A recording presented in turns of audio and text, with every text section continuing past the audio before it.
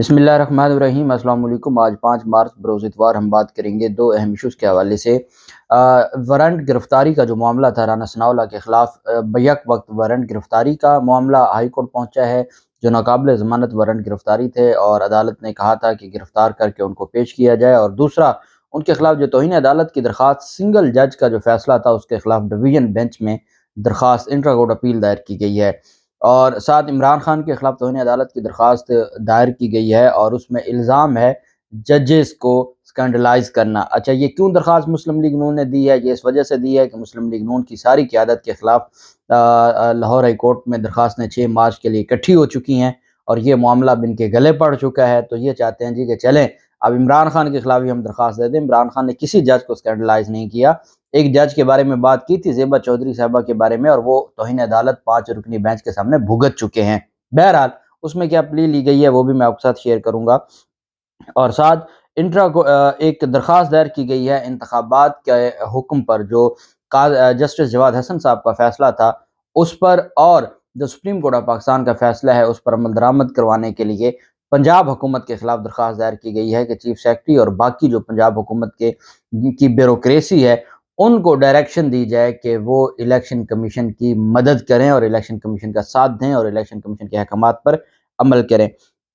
آپ جانتے ہیں کہ سپریم کورٹ آف پاکستان کا فیصلہ آ چکا، اور سپریم کورٹ آف پاکستان کے فیصلے کے بعد 30 اپریل کی تاریخ آ گئی، اور اس پر بہت زیادہ تکلیف ہے پی ڈی ایم کو۔ پی ڈی ایم ابھی تک یہ سوچ و بچار کر رہی ہے کہ اب ہم وفاقی الیکشن بھی ساتھ کروائیں، اور چونکہ وہ اس کے بغیر الیکشن لڑ نہیں سکتے، وہ وفاقی حکومت میں ہوں اور الیکشن پنجاب میں ہو رہا ہو، ان کے لیے بہت بڑا سیاسی طور پر وہ ویسے ہی تباہ و برباد ہو چکے ہیں، تو مزید وہ چاہتے ہیں کہ اگر ہم نے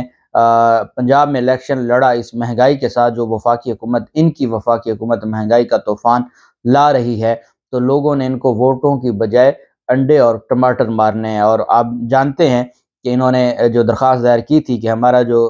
نون لیگی شیر ہے وہ گائے اور ریچھ اور ہرن اور بکری سے مماثلت رکھتا ہے، اس وجہ سے باقی جو نشان ہیں یہ چاہتے ہیں جانوروں کے تمام نشانات ختم کر دیے جائیں، انتخابی نشانات کی جو فہرست ہے، تاکہ ہمارا ایک سب کو پتہ ہو کہ جو جانور ہوگا وہ انہی کا ہوگا۔ لیکن وہ بھی درخواست خارج ہوگی، اب تو بکری بھی ہوگی، اب تو گائے بھی ہوگی، اور وہ پھر جو انہوں نے لیگی شیر کا حشر کر دیا ہے تو وہ مماثلت تو پھر ہوگی۔ اب یہ درخواست دائر کی گئی ہے، اور منیر جو پٹیشنر تھے انہوں نے درخواست دائر کی ہے، جو جسٹس جواد حسن صاحب کی عدالت سے 10 فروری کو فیصلہ آیا تھا اس میں بھی پٹیشنر تھے، اور جو درخواست دائر کی گئی تھی توہین عدالت کی وہ بھی منیر کی جانب سے دائر کی گئی تھی۔ اظہر صدیق ایڈوکیٹ صاحب اس میں وکیل ہیں۔ لاہور ہائی کورٹ میں انہوں نے درخواست دائر کی ہے، درخواست میں الیکشن کمیشن کو، وفاقی حکومت کو، حکومت پنجاب کو، چیف سیکرٹری اور آئی جی پنجاب کو فریق بنایا گیا ہے۔ یہ درخواست اس وجہ سے دائر کی گئی ہے کہ ہائی کورٹ اس کو الیکشن کے پورے معاملے کو، کہ وفاقی حکومت کیا کردار ادا کر رہی ہے، صوبائی حکومتیں کیا کردار ادا کر رہی ہیں، الیکشن کمیشن کا کیا کردار ہے، چیک اینڈ بیلنس رکھے اور باقاعدہ نظر رکھے ان تمام اداروں پر کہ کیا وہ الیکشن کو بروقت کروانے میں اپنی ذمہ داریاں ادا کر رہے ہیں یا نہیں کر رہے، یا کوئی ڈنڈی ماری جا رہی ہے۔ اظہر صدیق ایڈوکیٹ صاحب نے درخواست میں موقف پیش کیا ہے کہ آئین کے آرٹیکل 220 کے تحت تمام ادارے الیکشن کمیشن کی معاونت کے پابند ہیں۔ چیف سیکرٹری پنجاب اور آئی جی پنجاب لاہور ہائی کورٹ پیش ہو کر معاونت کی یقین دہانی کروا چکے ہیں۔ جب یہ معاملہ جسٹس جواد حسن صاحب کے پاس تھا تو جواد حسن صاحب نے آئی جی پنجاب کو اور چیف سیکرٹری کو بلایا تھا، اور انہوں نے کہا تھا ہم الیکشن کروانے کے لیے تیار ہیں۔ یہی بات لکھی گئی اس درخواست میں، اور کہا گیا کہ وہ پہلے بیان دے چکے ہیں کہ وہ الیکشن کروانے کے لیے تیار ہیں۔ درخواست میں یہ استدعا کی گئی کہ عدالت تمام اداروں اور نگران حکومت کو الیکشن کرانے کے لیے الیکشن کمیشن کی معاونت کا حکم دے۔ اب اس درخواست پر بھی کل سماعت ہوگی، اور میں یہ سمجھتا ہوں کہ یہ ایک ویل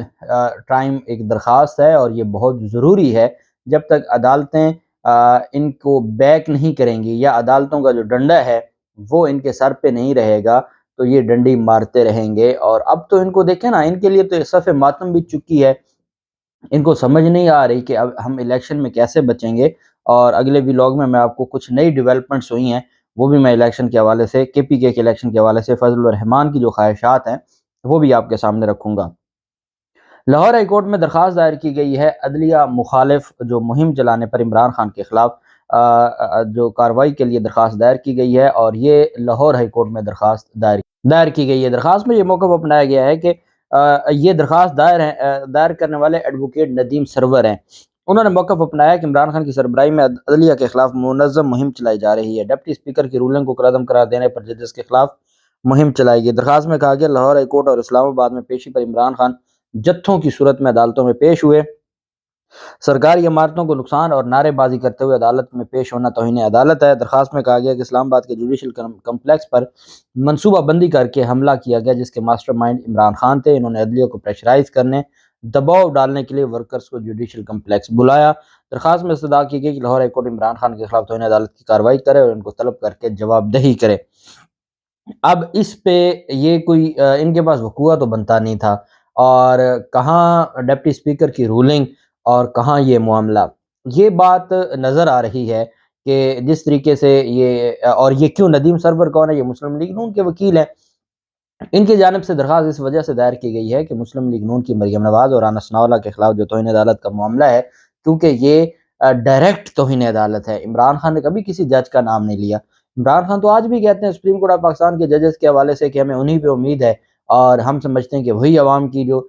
بہتری کے لیے فیصلے دیں گے۔ اور ابھی چیف جسٹس عمرتا صاحب بندیال صاحب نے اتنا دباؤ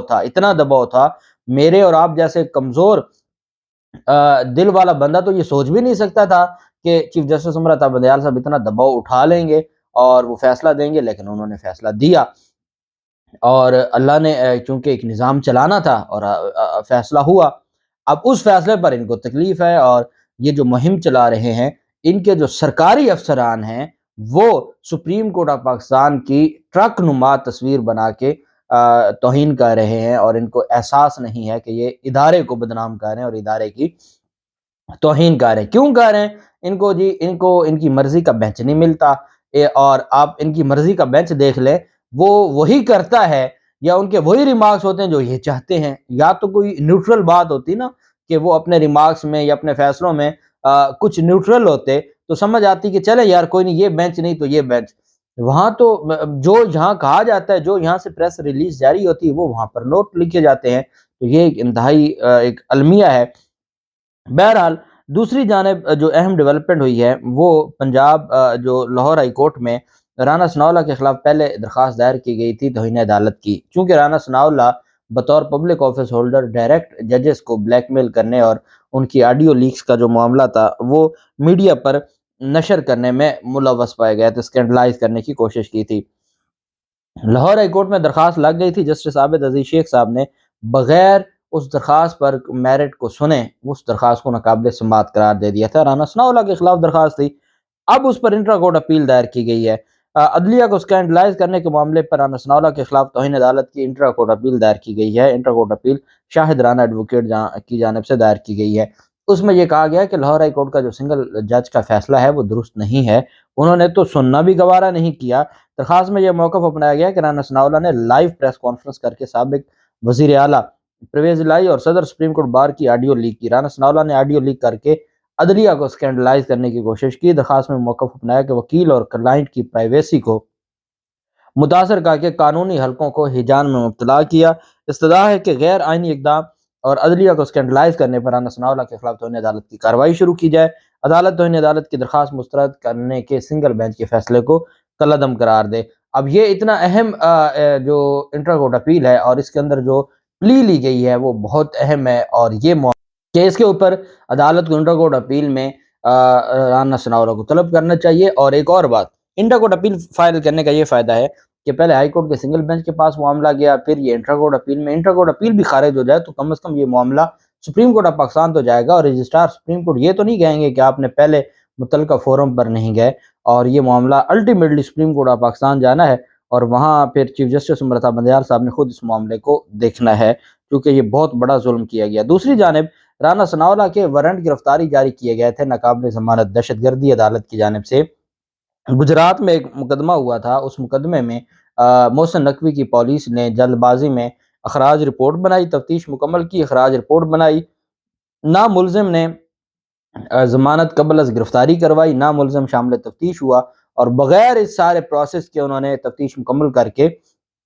اخراج رپورٹ انسداد دہشت گردی گجرانوالہ میں جمع کرا دی۔ اب جب وہ جمع کروائی تو عدالت نے کہا بھئی یہ کیا تماشا ہے، اتنا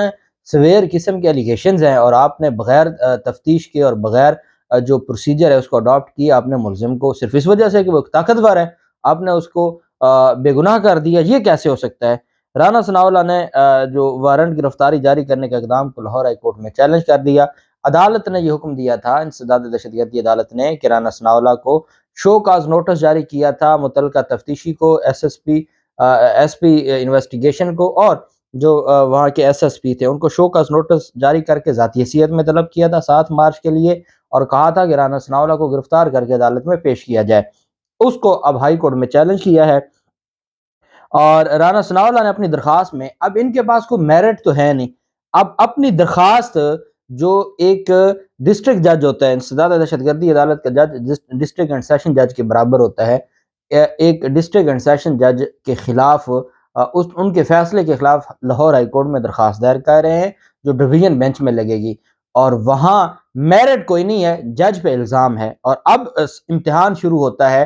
لاہور ہائی کورٹ کا کہ کیا وہ اپنے سب آرڈینیٹ عدالت یا جج کی ناموز کا تحفظ کریں گے جو ان کو اسکینڈلائز کرنے کی کوشش کی جا رہی ہے۔ رانا ثناءاللہ کہتے ہیں دہشت گردی عدالت کا جج رانا زاہد کا بھائی میرے مد مقابل پنجاب میں انتخاب لڑ چکا ہے، اس وجہ سے یہ وارنٹ گرفتاری جاری کیے گئے ہیں۔ اب آپ اندازہ لگائیں، یہ ملک کا وزیر داخلہ ہے اور ان کو پتہ نہیں تھا کہ ہائی کورٹ میں جو بھی جج ہوگا تو ان کو ریلیف مل جائے گا،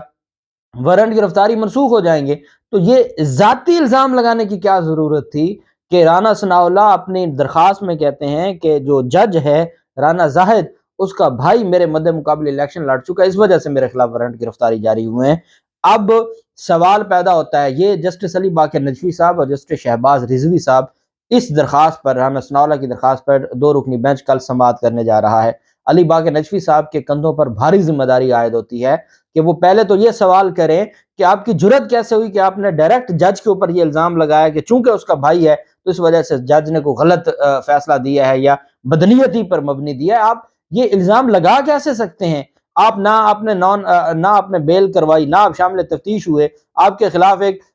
جو جھرلو پھیرتے ہوئے پولیس نے آپ کی اخراج رپورٹ جمع کروائی، اس پر جج نے ایکشن لیا قانون کے مطابق، اور آپ کہتے ہیں کہ اس وجہ سے وارنٹ گرفتاری جاری ہوئے کہ ان کا بھائی میرے مد مقابل الیکشن لڑ چکا ہے۔ یہ ذمہ داری باقر نجوی صاحب آپ کے کندھوں پر آتی ہے، بطور آپ نے وہاں ایڈیشنل ڈسٹرکٹ جج تھیں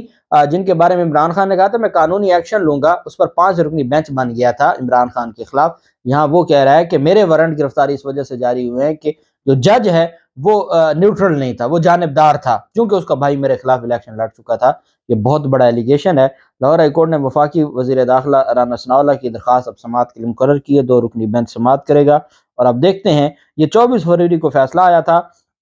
انسداد دہشت گردی کی عدالت نے، اور رانا ثناءاللہ کے خلاف مسلم لیگ کاف کے رہنما نے یہ مدیت میں اداروں کو دھمکانے اور چیف سیکرٹری کو جان سے مارنے کی دھمکیوں میں مقدمہ درج کیا تھا، اور گجرات پولیس نے مقدمے کی تفتیش مکمل کر کے اخراج رپورٹ عدالت میں پیش کی تھی۔ رانا زاہد اقبال نے پولیس کی اخراج مقدمہ کی رپورٹ کو مسترد کرتے ہوئے S P investigation, D S P اور تفتیشی افسر کو شو کاز نوٹس جاری کر کے ذاتی حیثیت میں طلب کیا ہوا ہے۔ دیکھتے ہیں کل کیا ہوتا ہے اور پھر 7 مارچ کو کیا ہوتا ہے، جو بھی تفصیلات ہوں گی آپ کے ساتھ شیئر کرتے رہیں گے۔ اللہ پاک پاکستان کامیاب ناصر ہو۔ بہت شکریہ، اللہ حافظ، پاکستان زندہ باد۔